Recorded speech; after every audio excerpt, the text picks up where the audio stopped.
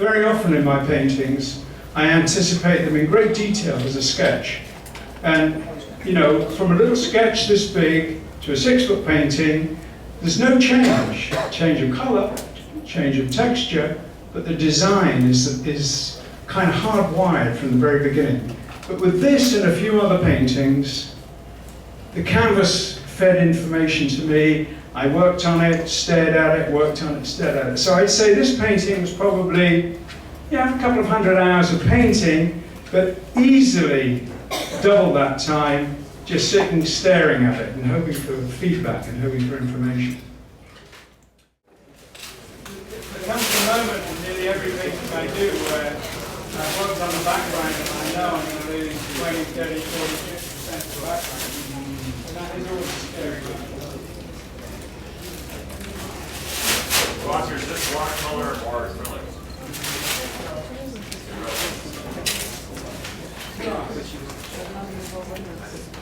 Have you ever flown on an airplane?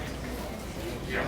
You know you've got a list of things you're not allowed to take, lighter fuel, explosives, blah, blah, blah, blah, blah. On the list is paint. There's an exception, watercolor. Watercolor. So whatever I use is watercolor.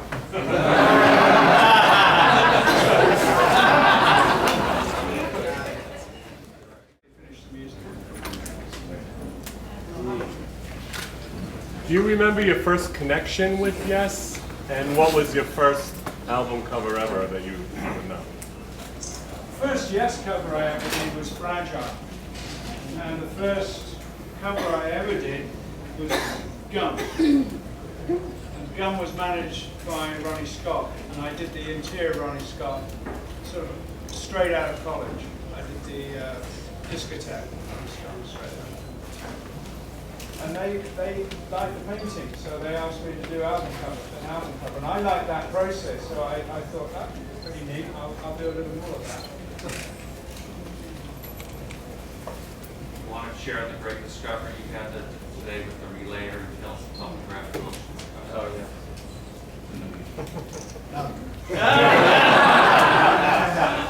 Secret. I'm wondering. The brain uses more energy than your heart. Wait for it. But this part of the brain that does this kind of work uses 20% more energy than the rational part of your brain. So if you're doing a serious piece of mathematics, the part of your brain that's doing that, working away, using as much energy as your heart, doesn't come close to the part of the brain that does the reaction. But most importantly, there's the daydreaming, there's the creative stuff. All that non-logical thought part of the brain works harder than the logical. So I would say it's very important to learn to get to that part of your brain where you're reacting without thinking. Take the thinking out of it. The biggest obstruction of creative thought is thinking and worrying. You need to get rid of both of that. So I was talking to these teachers about a third thing I learned, by the way, which is the nasty bit, because I loved the reaction of my peer group when I went back in the following week. But when I was talking to these teachers about it, and they were saying, well, how do we teach kids to draw? I said, read to them. Because then if they're paying attention to your story, they can get on with the drawing without the brain interfering. And that's how I work. I find an engrossing story the best help possible for doing a good piece of painting. Which reminds me, I better get on with this. Okay.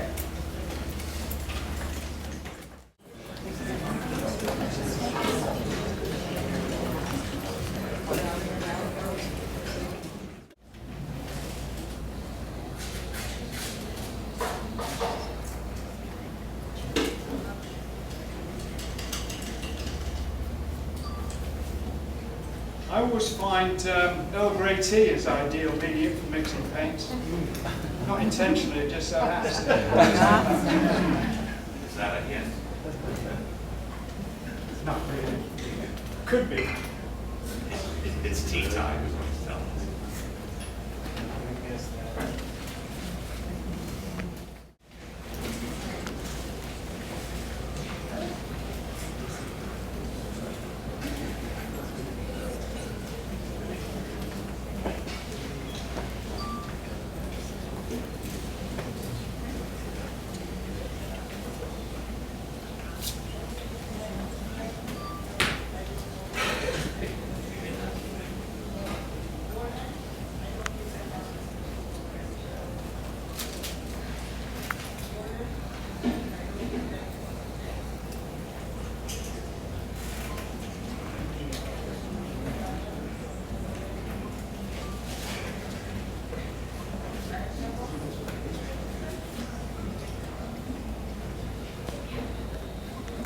One of the beauties of acrylic paint that makes it different from watercolor, watercolor is very unforgiving. If you don't get it right first time,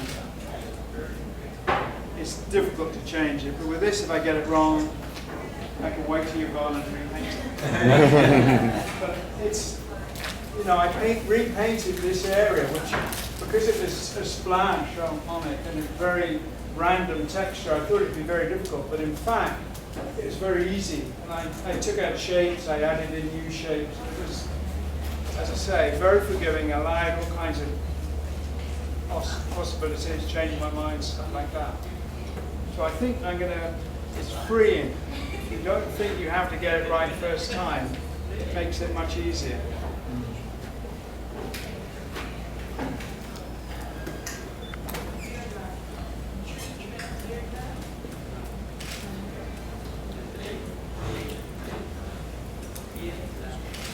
So what I'm doing now is looking at putting this hint of sunlight going through the foliage.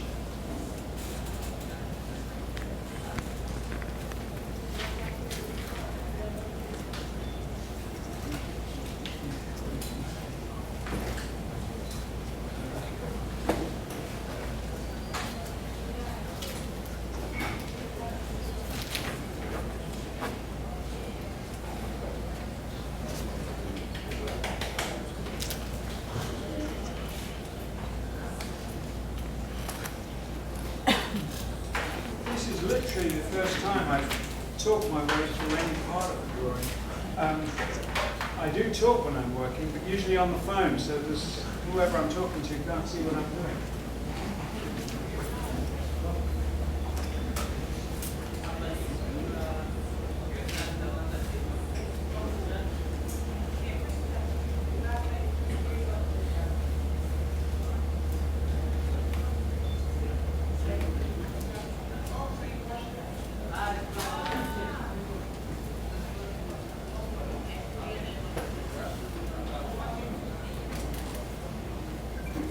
What I'm doing with this piece of tree is I'm making it up as I go along, but most of the trees in my paintings are actually portraits of real trees. Most of these trees that are from England, from a place called Ashdown Forest, so they do have that reality, and I find it works if there's an element of the picture that's invented. The fact that there's parts that are real gives credibility to the whole. So I try and get as much in my painting as possible that's not invented.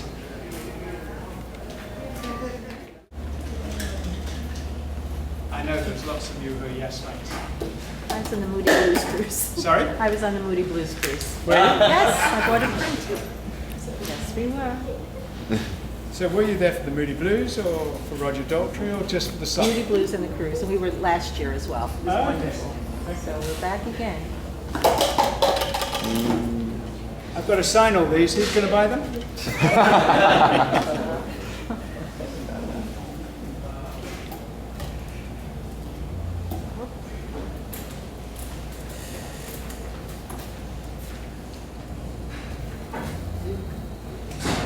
Salvador Dali had the right hand here because he painted people.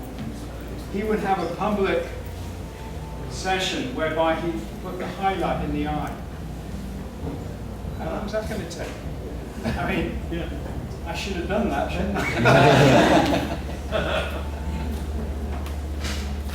I'm going to it up now. I'm still going to do a little bit of work on it in private.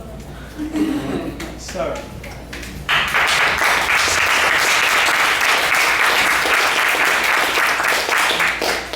it's very humbling that you all came and waited and watched. And really, you can't believe how grateful I am and how astounded I am. Thank you. Thank you.